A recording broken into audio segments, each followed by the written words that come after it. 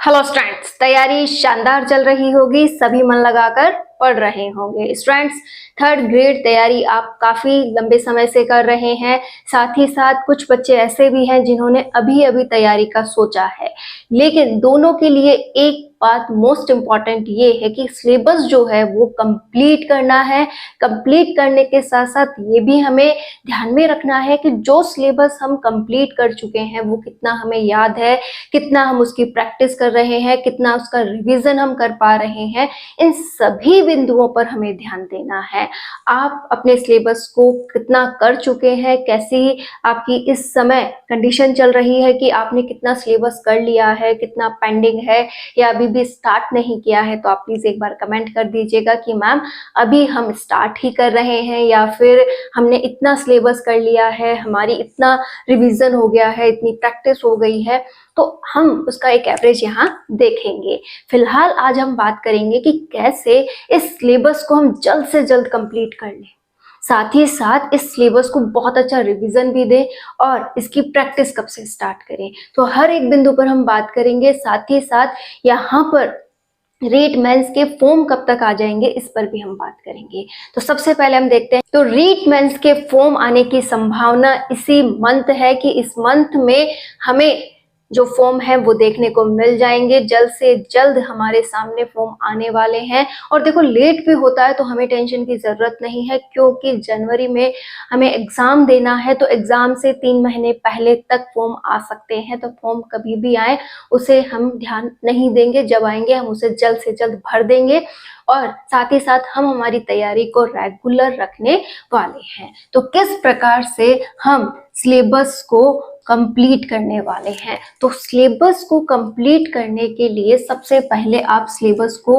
3 categories में divide कर लीजिए। एक वो हिस्सा जो कि आपका बहुत बड़ा क्राइटेरिया कवर करता है कि हाँ, यहाँ से क्वेश्चन बहुत ज्यादा आते हैं, जैसे राजस्थान वाला हिस्सा, राजस्थान की कला एवं संस्कृति, भूगोल, साथ ही साथ यहाँ पर जो उसका हिस्ट्री वाला पोर्शन है, तो इस वाले हिस्से से बहुत अधिक क्वेश्चन आने वाले हैं। तो एक हिस्सा तो आप इसी का ही रख लें, ठीक है। दूसरा हिस्सा आप अपने खुद के सब्जेक्ट का रख लें। तीसरा हिस्सा आपको रखना है साइकोलॉजी, जो साइकोलॉजी वाला हिस्सा और जो शिक्षण विधियों वाला हिस्सा है उसे हम यहाँ रखने वाले हैं कि हमें साइकोलॉजी और जो शिक्षण विधियां हैं उनको यहाँ पर रखना है।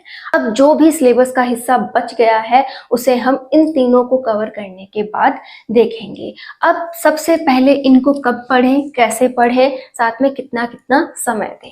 देखिए, आप अपने समय को बहुत इम्पोर्टेंस दें। साथ ही साथ आपके जो दिन के 24 घंटे हैं ना, उसमें से आपके नींद के 5 या 6 घंटे निकालने के बाद जो भी समय बचता है उसमें से जो भी आपकी दैनिक प्रायोरिटीज हैं उनको भी निकालने के बाद 4 घंटे अगर आप उन्हें दे देते हैं तो भी पूरे 14 घंटे हमारे पास बचते हैं। इन 14 घंटों में से भी मान लिया 4 घंटे आप और कुछ काम करते हैं या फिर किसी अदर पॉइंट्स ऑफ, बहुत सारे काम आपके हो सकते हैं जिन्हें, जैसे घर के काम हैं, आपको बाहर जाना है या कोई भी आपके काम है, अगर आप उन्हें करते हैं फिर भी आपके पास टोटली 10 घंटे बचते हैं। इन 10 घंटों को आपको इन तीनों में डिवाइड करना है कि सुबह सुबह अगर मैं पहला स्लीप लूँ तो वो कितने का होना चाहिए, 3 घंटे का। 3 घंटे से पहले मुझे नहीं उठना है। 3 घंटे से पहले मैं बिल्कुल भी नहीं सोचूंगा कि कोई दूसरा काम है। 3 घंटे आप आराम से वॉशरूम वगैरह, पानी वगैरह पीने का काम सब कुछ करके बैठिए और एक सिटिंग दीजिए 3 घंटे की। वहां पर आप ये कर सकते हैं कि ये जो 3 घंटे हैं इसमें से 1 घंटा आपने पढ़ा या फिर 50 मिनट आपने पढ़ी, आप वहीं पर बैठे बैठे क्या कर सकते हैं, अपने आप को माइंडली वापस से जज कर सकते हैं कि आपने कितना पढ़ा, कि हाँ 50 मिनट मैंने पढ़ लिया है, बहुत पूरे फोकस के साथ पढ़ लिया है, ध्यान वहीं केंद्रित था, मैंने पूरा जितना भी मेरे दिमाग के अंदर जाना था मैंने डाला है इसको, ठीक है, और मेरा ध्यान बिल्कुल भी नहीं भटका है। देखो, ये मेन बात हो जाती है कि हम पढ़ने तो बैठ जाते हैं लेकिन ध्यान भटक जाता है। तो आप पहला शेड्यूल जो सुबह 3 घंटे का दे रहे हैं, इसके लिए आप 4 बजे उठते हैं, 5 बजे उठते हैं या फिर 6 बजे उठकर इसे लेट तक देते हैं वो आप पे डिपेंड करेगा, ठीक है। लेकिन आपको 3 घंटे का एक शेड्यूल यहाँ पर देना है और ये 3 घंटे आपको इस प्रकार से करने होंगे कि 50 मिनट पढ़ा, 10 मिनट उसको वापस से रिकॉल किया कि कितना मुझे इसका लर्न हुआ है। तो जितना लर्न हो जाता है उसे आप बेस्ट मान सकते हैं कि कुछ तो आउटपुट आ रहा है। अगर यहाँ पे प्रॉब्लम आ रही है तो किसकी प्रॉब्लम है कि ध्यान केंद्रित नहीं हो रहा है, मैक्सिमम आउटपुट जो हमें पढ़ने से चाहिए वो हमें नहीं मिल रहा है। तो आपको करना ये होगा कि अपने ध्यान को पूरी तरह से पढ़ाई में लगाएं, बिल्कुल भी ध्यान को इधर उधर ना भटकने दें और जितना हो सके अपने टारगेट पर बने रहें। आप 10 मिनट का रेस्ट लेते हुए मतलब वापस से रिकॉल करते हुए फिर से पढ़ाई में लग जाइए, फिर से वही कि आधा पौन घंटा आप पढ़ पाएंगे, उसके बाद फिर से उस पूरे पढ़े हुए को रिकॉल कीजिए, फिर से एक आधा पौन घंटे वाला काम कीजिए, फिर से आप रिवाइज कीजिए। तो 3 घंटों में आप बिना उठे पढ़ सकते हैं। आप एक बात ध्यान रखिएगा, जब आप पेपर देने जाएंगे तो 3 घंटे आपको रेगुलर बैठना पड़ेगा, आप हिल नहीं सकते और उन 3 घंटों में आपको माइंडली एक्टिव भी रहना पड़ेगा। अगर आप वहां एक्टिव नहीं रहोगे तो जवाब कैसे दोगे, सीधी सी बात है ना। तो क्यों ना वही काम आज से किया जाए, क्योंकि उसका प्रॉफिट हमें डबल मिल रहा है। 3 घंटे एक बार में सिटिंग देना मतलब अच्छी कंसिस्टेंसी के साथ पढ़ाई करना। तो 3 घंटे एक साथ पढ़ना मतलब एक अच्छी कंसिस्टेंसी के साथ हमने क्या की है, पढ़ाई की है, बिल्कुल भी ध्यान नहीं भटकाया है, अपने फोकस को पूरी तरह से पढ़ाई में केंद्रित रखा है। तो यहाँ पर आप मैक्सिमम आउटपुट निकाल पाएंगे। ये 3 घंटे अगर आपने बेस्ट कर लिया, ठीक है, आपने सोच लिया है कि मुझे अपना लक्ष्य पाना है, मुझे अपना बेस्ट देना है, तो इन 3 घंटों में कोई कमी नहीं रहनी चाहिए। उसके बाद आप अपना जो भी काम है, आपको घर के काम है या कुछ भी काम आप कर रहे हैं अपने, वो आप कीजिए। जब तक आपको क्या करना है, माइंडली उन सबको रिकॉल करना है जो आपने पिछले 3 घंटों में पढ़ा है। जब आप इस तरीके से अपने माइंड को एनी टाइम अपने लक्ष्य पर केंद्रित रखते हैं तो चीजें लंबे समय तक याद रहती हैं, टॉपिक्स क्लियर होते हैं, टॉपिक्स का ताना बाना बनता है कि हाँ ये टॉपिक यहाँ से पढ़ा था, ये उससे भी रिलेटेड हो रहा है, इससे मुझे ये वाला क्वेश्चन वहां देखने को मिला था, ये मैं अगर इसमें जोड़ दूं तो ये बहुत अच्छा टॉपिक तैयार हो सकता है। मतलब अगर आप माइंडली अपने घोड़े दौड़ाते रहोगे, ठीक है, और उनसे एक मैक्सिमम आउटपुट लाते रहोगे ना, तो आपको मिलता है एक बेस्ट रिजल्ट। कि पढ़ने मात्र से कुछ नहीं होगा, उस पॉइंट को रिकॉल करना होगा, साथ ही साथ उससे कैसे क्वेश्चंस बन सकते हैं ये भी हमें ही देखना होगा। कि पहले स्टार्टिंग से तो हम प्रैक्टिस करने के लिए टेस्ट सीरीज नहीं ला सकते, हम स्टार्टिंग से ही मॉडल पेपर्स नहीं सॉल्व कर सकते, पहले हमें टॉपिक्स तैयार करने होते हैं। और टॉपिक्स तैयार करने के लिए एक बेस्ट तरीका ये है कि पहले आप उस टॉपिक को लें, बार बार उस टॉपिक को पढ़ें, उसको रिवाइज करें, उसके मोस्ट इंपॉर्टेंट पॉइंट्स निकालें, उन पॉइंट्स को इतना रिकॉल करें कि हाँ यहाँ से क्वेश्चन बन रहा है, ये आपको खुद पता चल जाए, ठीक है। तो यहाँ इतना काम करना होगा और ये काम बहुत आसान है अगर हम इसे ध्यान से करते हैं। तो देखो यहाँ तक हो गया, फिर से वही काम, हमें फिर से 3 घंटे देने हैं, चाहे ये आप दोपहर में दे रहे हैं या फिर आप 12 बजे से लेकर 5 बजे के बीच में दे रहे हैं, ये आप पे डिपेंड है, ठीक है।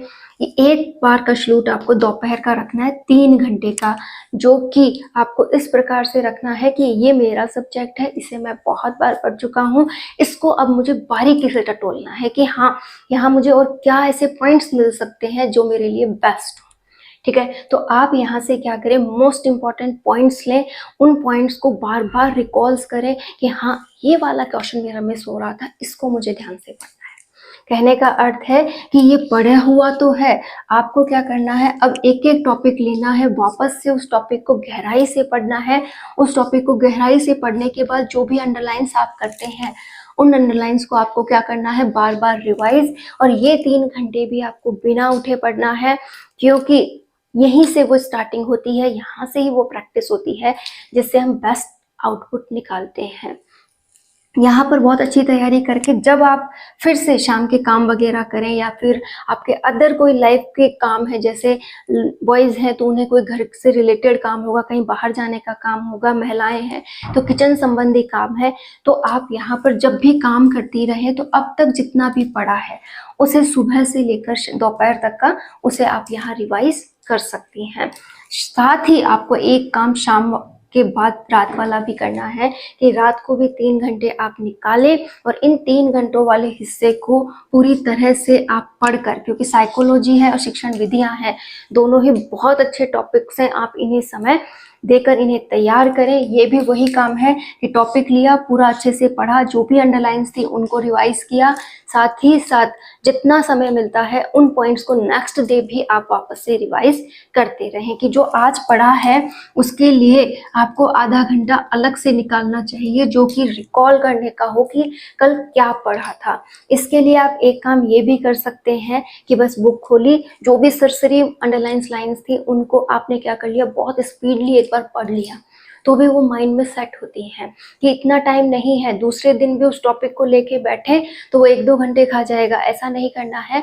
आपने उस टॉपिक को पढ़ लिया है, बहुत अच्छे से एक बार में समय दे दिया है, वो आपको आता भी है, तो अब आपको क्या करना है, उसकी जो अंडरलाइंस है ना उनको स्पीडली रीड करना है और अपने माइंड में फिर से रिकॉल करना है। ठीक है। अब आप कहेंगे कि मैम यहाँ तो आप केवल ये कह रही हो कि रिकॉल करो रिकॉल करो, लेकिन रिकॉल करे बगैर अगर आपको वो पॉइंट्स याद नहीं है तो आप कितनी भी मेहनत कर लो कुछ नहीं होगा। मैं एक बात आपको समझाती हूँ, जैसे आपने एक टॉपिक पढ़ा, ठीक है, राजस्थान का एकीकरण पढ़ लिया, ठीक है, या फिर आपने प्रजामंडल पढ़ लिया, या कोई भी आपका टॉपिक जो आपने अभी अभी पढ़ा है, ठीक है, आपने कला एवं संस्कृति से रिलेटेड कोई टॉपिक पढ़ लिया, ठीक है, पढ़ लिया।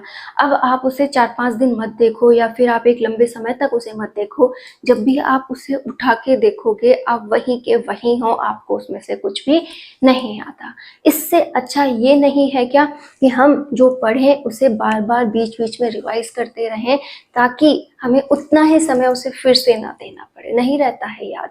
जब तक हम किसी पॉइंट को रिकॉल नहीं करते हैं, बार बार उसकी प्रैक्टिस नहीं करते हैं, वो हमें याद नहीं आता है। और इस समय आप प्रैक्टिस कैसे करें, अपने आप करें। जैसे टॉपिक पढ़ा, उसकी अंडरलाइंस रिवाइज हुई, आपने उसको बार बार रिकॉल कर लिया, अब उसमें सोचिए कि किस प्रकार के क्वेश्चन बन रहे हैं, कैसे क्वेश्चंस बन रहे हैं, इसे कैसे पढ़ा जा सकता है, तो वो आपका तैयार हो रहा है।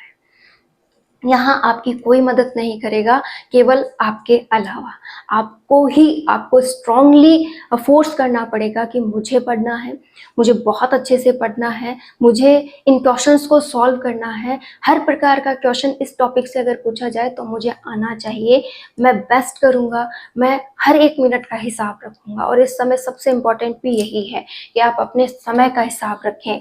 आप अपने अनुसार कैसे भी इसे सेट कर सकते हैं। आप सुबह कुछ और पढ़ना चाहें सुबह पढ़ें, दोपहर में कुछ और पढ़ना चाहें दोपहर में कुछ और पढ़ें, रात को कुछ और पढ़ना चाहें रात को कुछ और पढ़ें, लेकिन 3 शेड्यूल जरूर बनाएं। 3 ये प्लान आपके पास होने चाहिए। 3-3 घंटे की तो सिटिंग आपके पास कम से कम होनी चाहिए। आधा 1 घंटा जो एक्स्ट्रा यहाँ पर आप ले रहे हैं उसमें पुराना रिवाइज जरूर होना चाहिए, क्योंकि तीनों की इक्वल प्रायोरिटीज हैं। जैसे आपके पास है स्टडी, प्रैक्टिस एंड रिवीजन, ठीक है, इन तीनों को अगर आप गुणा करेंगे तो ही आपको सक्सेस मिल सकती है, ऐसे आपको सक्सेस नहीं मिलेगी। कैसे, एक बात बताइए, यहाँ पर ये भी 1000 है, ये भी 1000 है और ये भी 1000 है, तो रिजल्ट तो आएगा, ठीक है। अब अगर मैं एक को भी 0 कर दूं कि हमने क्या किया है, इन दोनों को कर लिया, रिवीजन हम नहीं करते हैं, तो यहाँ पर आप रिजल्ट बताइएगा। टोटली जो रिजल्ट आ रहा है वो कैसा आएगा, हमारे पास 0 आने वाला है, क्योंकि हमने एक काम को मिस कर दिया है। तो तीनों की इक्वल प्रायोरिटीज है, समय आपको देना होगा, चाहे आप मिनिमम 8 घंटे दें या 10 घंटे, लेकिन समय आपको निकालना होगा। 4-5 घंटे के अंदर हम पूरा सिलेबस नहीं कर सकते, पूरा अच्छे से रिवाइज नहीं कर सकते। आप अगर हाउसवाइफ हैं तो फिर भी एक उम्मीद लगा सकती हैं कि चलो मुझे थोड़ा ही समय मिलता है, लेकिन मैं जो पढूं वो बेस्ट पढूं, तो आप यहाँ पर इसे कवर कर सकती हैं। अदरवाइज मिनिमम आप 8 से 10 घंटे का समय जरूर निकालें और बहुत अच्छे से ये टॉपिक्स तैयार करें। अब एक काम आप यहाँ ये करें कि जो 6 महीने का समय है इसे आप डिवाइड कर दें कि हाँ, मुझे 4 महीने जो हैं उनमें से मात्र सिलेबस और रिवीजन करना है, बेस्ट रिवीजन, बेस्ट यहाँ सिलेबस कंप्लीट होना चाहिए। लास्ट के 2 महीने आप ओनली फॉर रिवीजन के लिए रखें कि यहाँ जो 2 महीने हैं इसमें से मेरा पहला रिवीजन 1 महीने में, दूसरा रिवीजन फिर से होना चाहिए और यहीं पर प्रैक्टिस होगी। ठीक है, टेस्ट सीरीज वगैरह लेना, प्रैक्टिस करना, वो आपको यही करना होगा। यहाँ पर आपका फोकस क्या होना चाहिए? Only for study study study, revision revision, और खुद के द्वारा कैसे क्वेश्चंस आप यहाँ से निकाल पा रहे हो, वो कि मैं यहाँ से बेस्ट क्वेश्चन कैसे निकालूँ, उस टॉपिक से कैसे क्वेश्चंस बन रहे हैं, उन पर मुझे फोकस करना है। तो ये आपके लिए बेस्ट रहने वाला है, आप इसे फॉलो कीजिएगा।